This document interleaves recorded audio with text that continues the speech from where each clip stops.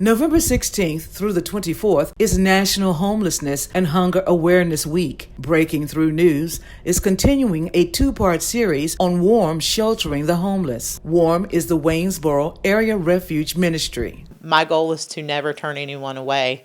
There have been nights where our numbers have gotten close, and I've thought like maybe this might be the year or the night that I have to put in a policy in place, but by the grace of God, we have not had to do that. Deborah Freeman Bell is the executive director of WARM. Freeman Bell says 75% of WARM's clients are veterans, some of whom are disabled. I caught up with her at WARM's Ruth Van Cleve Anderson house. Everybody that we serve just needs help right now. I won't say that we have a shelter full of perfect angels who have never made a mistake. We are a low barrier shelter, and that is what the Department of Housing and Urban Development proposes as a best practice. So that means that we don't do criminal background checks. We don't have a whole bunch of hoops that people have to jump through in order to come and get shelter.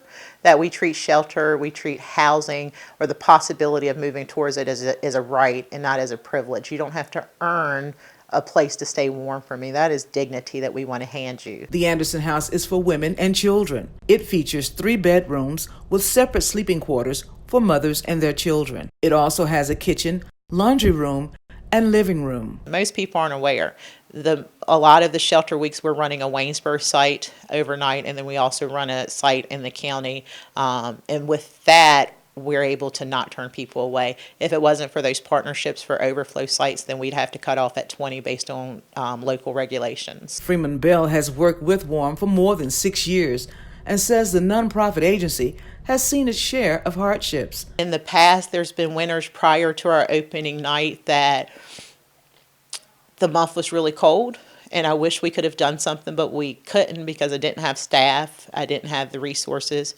We just added staffing to the program, part-time staffing to the program last year, and some structure and some services and things that are needed. So because we took some steps forward for the program last year, then it allowed us to be able this year on those couple of nights to say, hey, we can do something about this. Our hands are not as tied as they used to be. She, along with WARM's peer support specialist, Angela Legg, and WARM's administrative coordinator, Michelle Mullins, discussed how homelessness is misunderstood. People don't understand that because the homeless community is so prevalent in this area alone, it's becoming more of a lifestyle, not just the whole fact that we are homeless. We might have an income, but we can't get housing. We might have opportunity to get a job, but we don't have our clothing needs met. So it's become more of a lifestyle. That's why they put on the staff, because they have a better understanding. Someone who's a volunteer doesn't have that understanding that a staff would. And to blend, like, not only the staff experience, but to blend to make it a second family atmosphere like we try to do here. When we say who we're serving, we know those names. We know if they're at WARM or if they're at Valley Mission. We have removed duplication of services and revolving doors so that our system can continue meeting benchmarks and that we can finally have the funding that we need to address our community's needs within our community. Freeman Bell says there have been times when it took nearly a year to plan for adequate housing for the cold weather months. And recently, they had to open prior to normal operations due to the frigid overnight temperatures. By the beginning of November, we were still finalizing the schedule because you're working with a lot of churches, so things change and you've got to meet them where they're at. We were still pulling together the volunteers and the resources and the plan. And so having a response prior to opening night for me just wasn't something that was obtainable.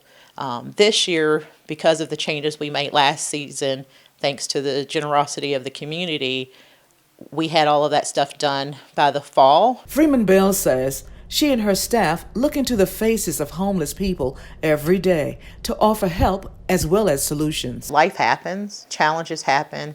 We don't always make the best decision. I always share with people, if I had to survive day to day and worry about where I was sleeping or where I was eating, because I can't apply for a job if I don't have an address or an ID. If I have mental illness that's not addressed, I can't just go and function like everyone else.